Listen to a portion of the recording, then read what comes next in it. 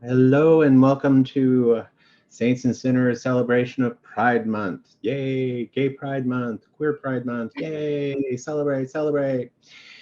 And my name is Greg Herren, and I am a mystery writer, and I am here to interview, have a conversation with a new voice in our community whose first novel, I should say, technically prose novel, came out earlier this year, which I read, and it is fantastic. It blew my socks off. It's one of the best debut novels I think I've ever read. Prose novels. Oh. Gotta be careful because you're tricky. You're tricky. So, and her name is Margot Douaihy. I think I said that correctly. Paul told me it Perfect. rhymes to say it like Hawaii with a D.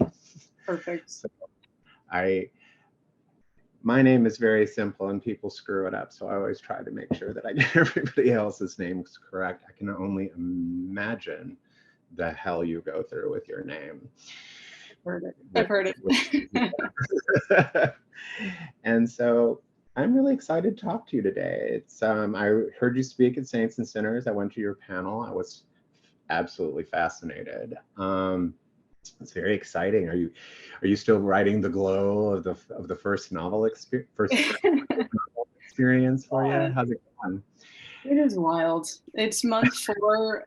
Well, let's see, month 4, yeah, of touring, and with intermittent stops back home. It is absolutely outstanding. It's electrifying. It's surreal, and I'm here for it all. It really is a dream come true on just about every level, including, just the, reconnecting with what it is that I love, which is just meeting readers and people who actually believe in storytelling, who believe in art. And as we are celebrating Pride Month and the necessity of art as transformation, as community, as voices whispering into your ear, it feels so urgent and important to talk about queer stories, to talk about trans stories, to hold one another, to help one another, to lift each other up. And, going back to the roots of it all, it's just very special. It feels, dizzying, and I'm just glad to be a part of it. I'm here for the ride. Well, welcome to the queer crime mystery writing community. Yay, we need more people. We need more great voices. And Scorch Grace is just blew me away. You have a very strong poetry background, right? So I was so I was stalking you and looking things up about you online. I was looking at your bio on your website, and I was like, my God, I don't know if I'm smart enough to talk to her. All those awards and all those teachings and teaching in university level. Wow. But I was a little bit interested. I wanted to touch on your poetry a little bit and hopefully loop that into the novel. Your books, your poetry, poetry drama, that sounds so fascinating to me. I have to admit, I'm not a poetry person. I had terrible teachers and had a terrible public education and an even worse university level experience. I don't think anyone should force a 10-year-old to read Ezra Pound. No, there's some self-sabotage and penance and something very punitive about that. I can hardly read Ezra Pound in my 40s, so I don't know. I do love Pound now, but I've had to discover the work on my own. I think that self-discovery is crucial that you isolate there. Oh, I've always found poetry interesting. One of the things that I have noticed in my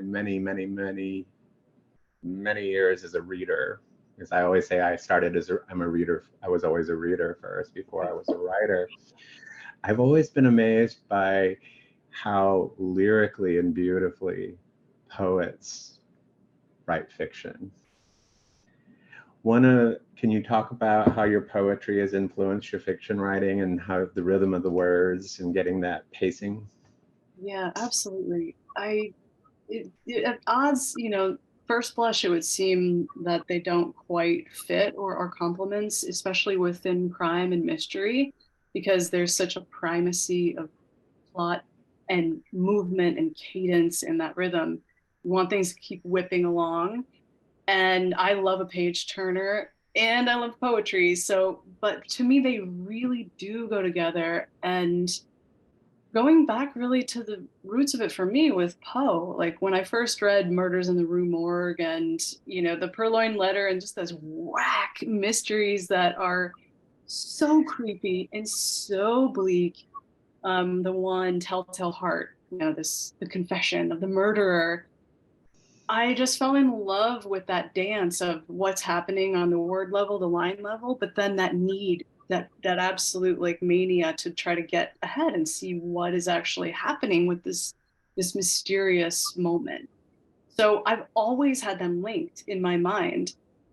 And then discovering a lot of mystery writers that I've loved through the years did also write poetry. Margaret Atwood, Chris Abani, Sherlock, Conan Doyle wrote, more, I think his prose is like far superior, but to me, it's a really interesting lineage that I like to dance within, the crime writing poetry, but I am fascinated by what words can do for us in terms of those like little spells that they can cast in the moments and how they can just make you look at the world totally differently. And for my character, she's always my character, Sister Holiday, who's my amateur sleuth, and this real flip on what I think of as like a hard-boiled kind of character because she's hard living and hard nosed and hard to deal with and kind of hard to be with for even her own self. But she uses poetry in a way of seeing the world where she's constantly linking unlike things. So it's a way for the readers to see how she sees the world through her narration. So poetry operates on the level of reading and the kind of lushness and even grittiness or wherever you want to take it. Because it's, for me, it's not about being florid. It's not being about being pretty. It's more like about bloodbath and like brutality, and even in an elegant way, just the grit and the difficulties of life. Even if you look at them squarely, there's something quite beautiful about that, transcending that. I really do regret my poor education and background in poetry, especially listening to you and having read your book, your novel. It's like, wow, you really missed out on probably a way to be much better at what you do than you are because I don't have that background. Poetry, I think, is an excellent training for a novelist because you're learning about language, you're learning about how making images and having to fit words together in a concise, precise way to create imagery for your readers. Yeah. And what novelists do. And so poetry seems to me like you would get into the rhythm of the words more, the way the words relate to each other more, which would make prose writing easier maybe, but I probably am wrong because prose writing it's never hard. easy. It's so hard. Oh, author of 50 novels, as you say. And I mean, I think it's an on-ramp for sure. And I'll say, I just want to flag it. I was a terrible student. I was a C student and a B student, and I didn't, going through a PhD, I hit a wall of, feeling extremely stupid. And like, I had a really weird education too. And I'm going to maybe root that in like I did go to Catholic school for 8 years and we did spend a lot of time reading the Bible. I just have a different kind of brain and I learned late in life that I'm neurodiverse as well. So I kind of metabolized a lot of my nonlinearity as just stupidity in the way that I was a typical thinker. But now I'm seeing things differently. That's very similar to me. That I was very similar growing up. I was a really good student if the subject interested me. If I wasn't interested in the student, I couldn't care less. Yeah. And I was also the same with things where something wouldn't make sense. You could explain it to me 1,000 ways and it would not make sense to me until it just, the flip switch. And and then I knew how to do it and I would never forget it. I can still do algebra, but I didn't pass it. I was a D student as a freshman, and when I was a junior and took the second year of algebra, it suddenly made sense, and then I became an A student in algebra. And building your worlds, and you're even, you know, the way you construct novels is almost like you're both a mathematician, an interior designer, an architect. Like, you probably have this superior grasp in ways that are not, I don't know, I feel like typical school systems reward a cursory regurgitation rather than like a truly profound synthesis, which is what you do and what novelists do and what a lot of artists do. Could be. Yeah, I think that there's a lot of people my age, unfortunately. Things that we know now, we did not know when I was a kid. And I think that there were a lot of things that could have been things that we know about kids and behavior and how the mind works with young children today that they did not know when I was a child, that could have probably made a difference. But I wouldn't be me, and there wouldn't be 50 books, and I wouldn't be here. So you always got to look at it. I always try to look at it in that way. It's like, if something changed, you wouldn't be, if anything changed in the past, you wouldn't be where you are now. And if you're happy where you are now, why would you want anything changed? And I always try to be happy in the now, despite the ongoing onslaught against our people. But yes, I agree. Let's go back to Catholic school. I should have known Catholic school. There's such a strong Catholic sensibility in the book. I was like, it didn't even cross my mind. It's like, but I should have known it was Catholic school. Have you had any negative reaction from devout Catholics about the book? Yes. Lesbian punk rock nun kind of isn't exactly whatever her name was, who used to have that TV show, Mother whatever explains it all to you. Do you remember her? Right. Oh my gosh, yes. Paul used to watch it, fascinated. Watch her in the 90s when we would get really high and we would watch. I used to get high and watch Sister Wendy on PBS, the art nun. Do you remember? Have you seen Sister Wendy? Yeah. She would be talking about like Sister Teresa Teresa in Ecstasy and a lot of the like sublime art, and she got it. I mean, for me, there is a real interesting and important lineage of queer nuns that I am very grateful for as refuge from heteronormativity, you know, before the medieval times even. And it makes sense, you know, there's a place, literal place where you can go and, you know, study or worship. Yeah. And have some kind of a refuge or like, I don't know, even a way of knowing yourself that's slightly different than the societal norm or expectation. But there is, you know, a paradoxical part of a tatted up, gold tooth, you know, lesbian nun, because you do take a vow of celibacy, but really that's part of this dare that I'm inviting in to the experience of the Sister Holiday mysteries. You know, they really cascade. I think mysteries usually link. I don't usually think there's one mystery. There's usually a few that cascade with one another.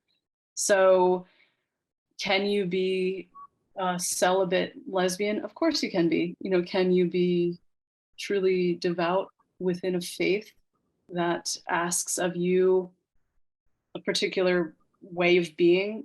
Yes, it might be hard, you know, but these are some, when you take a vow, does it mean forever? What is forever? These are questions I'm really interested in personally and artistically. And so they are there, you know, animating this very unusual narrator who is that, you know, from the kind of beginning of the novel puts you in an embrace, let's say, and grabs you by the collar and keeps you very close with some of her own questions about herself.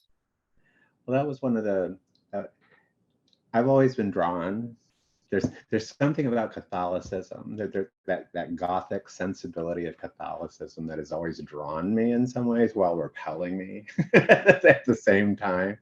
I live in one of the most Catholic cities in the country, and I love it here because it's so Catholic influence, so Catholic here. And I just find it really interesting because I was even thinking in terms of that Gothic sensibility. There's even that in your book, because if you look at the classic Gothic novel structure, you have your outsider who comes to the big old house somewhere else where she doesn't know anyone, and then all these things are going on. So you could literally give Scorch Grace one of those great old covers with the light in the window, and her and the nuns have it over. I love that about the book, that it can be read in so many different ways. It's not just limited to that hard-boiled structure. You've really played with a lot of different tropes in the mystery field and pulled them all into a relatively short book that works on so many different levels at the same. I'm speechless. I really can't even articulate how impressed and how much I enjoyed the book. And I'll probably read it multiple times, reading it in different ways, because it can be read in so many different ways. I also want to ask about the concept of the sisters at the school itself. Yes.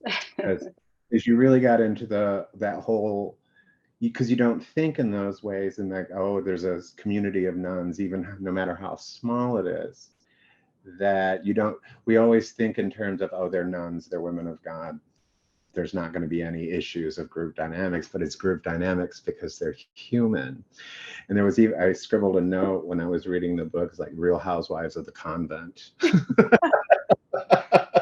Literally Housewives of Christ, yes. There was an element of that in the book, which I thought was really interesting. And plus, you also played with fire, literally.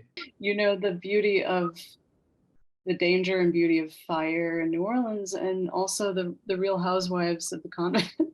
It's like the theatricality, and yet the Susan Sontag kind of notes on camp for me whenever I think of like the convent, the drag, troupe, the Sisters of Perpetual Mercy, and just like the ways that queer expression and camp fold their arms around, the idea of nuns as well. And like, I think in every single like gay Easter parade, there's always, there's always some ministry. There's always like some nod to clerical experience and expression.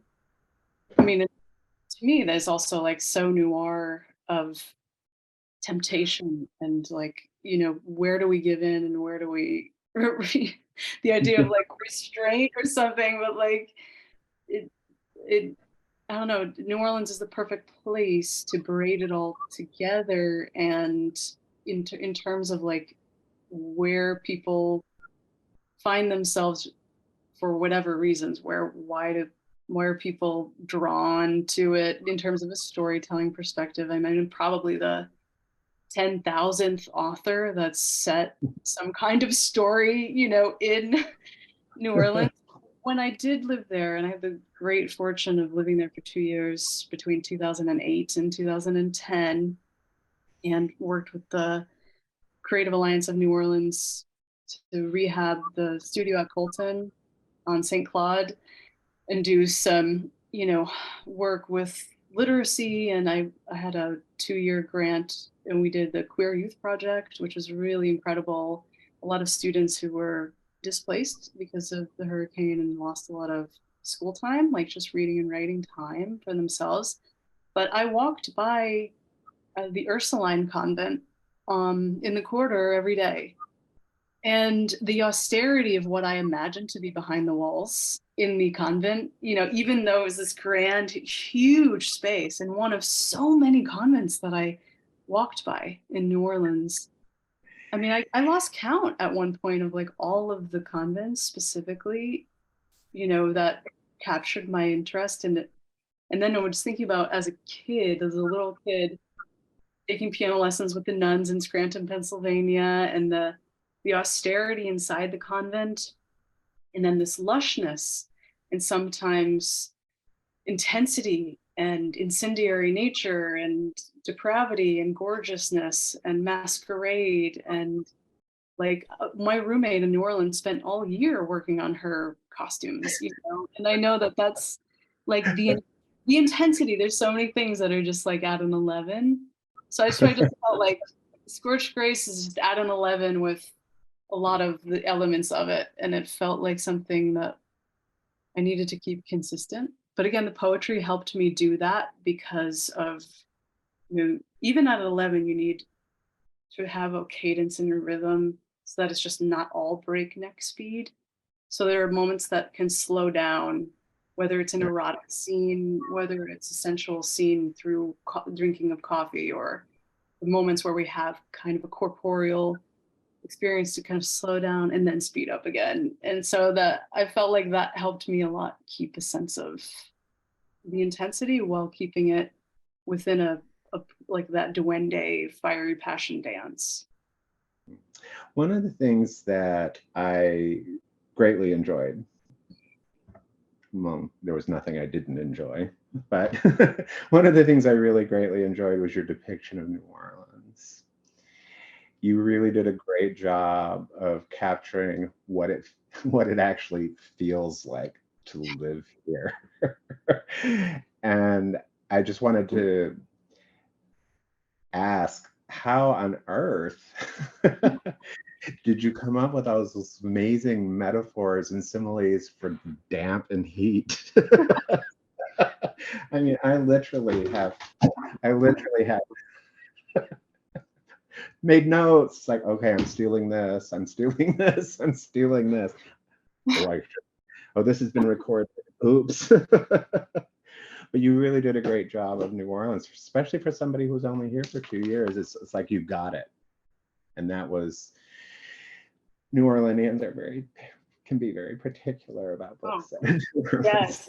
I was like worried and hoping to honor the space and honor the city, honor the air, honor the dampness. And for me, like, oh gosh, when I read Giovanni's Room the first time, and you have that dizzying, you know, stumbling out of the bar at 4 or 5 and 6 in the morning, that dizzying, like, vertiginous feeling. I love that. I love that. I don't know if I can curse on this Zoom, but I love that stuff, you know, and I want to be kind of knocked around by the experience of whatever the character is feeling, and without, again, never decelerating, never slowing it down too much or losing someone or overdoing it. Because I always want to honor the reader, but I do want to drench them or burn them in the ways that feel to me like, when I'm in a space, a narrative space, you just want to feel that intimacy. And so I think I try to go to New Orleans every year, and I'm already excited about coming back for the Saints and Sinners Festival in March 2024. Yeah. And and so whenever I do come back, it's always just with a new way to meet the city. And for me, the understory is what's more interesting, and not those, you know, whether it's the James Beard Award winning place or the Hallmark places that everybody knows and everybody goes to. And even, I know the latest season of Queer Eye, which I just finished, is set in New Orleans. And I love it. I love them, you know, obviously. And they also play with like those main tropes of dancing in the streets and stuff like that. But I just, you know, like all art itself, is where can we carve a new pathway that might unlock something for someone else? But it has to start with me. Like, I want to be surprised too. Yeah. You'd mentioned that Saints and Sinners, I paid attention at your panel. That the trilogy, Sister Holiday, is going to be a trilogy, and you'd mentioned that that you're doing them in different styles, if I remember correctly. So that the second one is going to be a completely different style than the first. Can you talk about that a little bit? Yeah, well, I love that each character has an arc. I want that. I try to really upend the idea of sidekick. Like Maggie Reveau is one of my favorite characters in the series, with her, mom jeans and her Proust quotes. And so the Blessed Water is the second book. It's shorter, and it's playing with another ecosystem of temperature and act of God. So whereas Scorched Grace is heat, embers, fire, burning it all to the ground and rolling around in the ashes, Blessed Water is flooding, rain, tears, bloodshed, sublimation, swallow. That sounds marvelous. Things in that visual, and it's very short. It takes place over 3 days: Good Friday, Saturday, and Easter Sunday. And yes, and it starts, let's just say, with Sister Holiday at the edge of the Mississippi River and discovering something or someone. And I want to queer the 3-act structure as much as possible. Like the idea of itself having a structural queer experience is, to me, something that's really fun and important. Take these very heteronormative structures that we all know and love and use patterning and language and the ways that water itself can change structure. So that's what's going on in the third book, but it's designed to be read in either a day or a weekend, depending how much time you have. Awesome. And that'll be out next year? Yes, as a matter of fact. I mean, it actually will be out around the time of Saints and Sinners Fest 2024 in New Orleans. Perfect. Oh, that's just perfect. All right. Well, I wanted to ask you about Belle Starr. Oh, yeah. Because you wrote about Belle Starr. Can you talk about your book about Belle Starr a little bit? Yeah, absolutely. So when I learned about Belle Starr, I had never heard of her before. A couple of years ago, I walked into a museum in Oklahoma, and there was this large exhibition about the female Jessie James, the petticoat terror of the plains. And I was fascinated by her, time before women could vote in this country, that she did what she wanted and she took what she wanted and went on the lam and left a relative life of privilege to marry outlaws. She had at least 6 husbands, and Atta girl. yeah, and her exploits were very infamous at the time. So she was killed in 1889 and her murder was never solved.